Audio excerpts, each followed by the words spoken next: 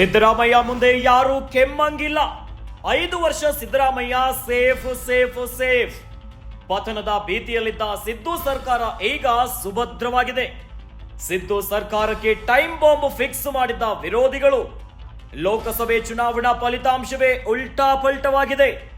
ಲೋಕಸಭಾ ಚುನಾವಣೆಯಲ್ಲಿ ಬಿಜೆಪಿಗೆ ಭಾರಿ ಹಿನ್ನಡೆ. ಜಂಪ್ ಆಗಲು ರೆಡಿಯಾಗಿದ್ದ ಶಾಸಕರು ಫುಲ್ ಸೈಲೆಂಟ್. ಈಗ ಬಿಜೆಪಿಗೆ ಜಂಪ್ ಆಗಲು ಸಿದ್ಧವಾಗಿರೋರು ತಂಡ ಹೊಡಿತಿದ್ದಾರೆ. ಪಕ್ಷಾಂತರ ಚಿಂತೆಯಲ್ಲಿದ್ದವರು ಈಗ ತಟಸ್ಥ ಸ್ಥಿತಿಗೆ ಬಂದಿದ್ದಾರೆ. ಬಿಜೆಪಿಗೆ ಬಹುಮತ ಸಿಗದೆ ಇರೋದ್ರಿಂದ ಹಿಂದೇಟು. ಬಿಜೆಪಿಯ ಹಿನ್ನಡೆಯೇ ಸಿದ್ದರಾಮಯ್ಯ ಪಾಲಿಗೆ ವರದಾನವಾಗಿದೆ.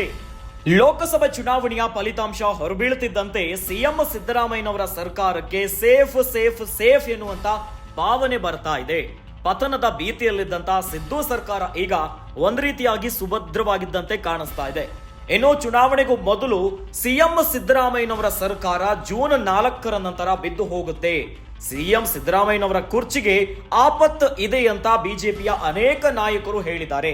ಆದ್ರೆ ಈಗ ಚುನಾವಣೆಯ ಫಲಿತಾಂಶ ಬರ್ತಿದ್ದಂತೆ ಸಿಎಂ ಸಿದ್ದರಾಮಯ್ಯನವರ ಸರ್ಕಾರ ಸುಭದ್ರವಾಗದಿದ್ದಂತೆ ಕಾಣಿಸ್ತಾ ಇದೆ. ಯಾಕೆ ಹೀಗಾಯ್ತು?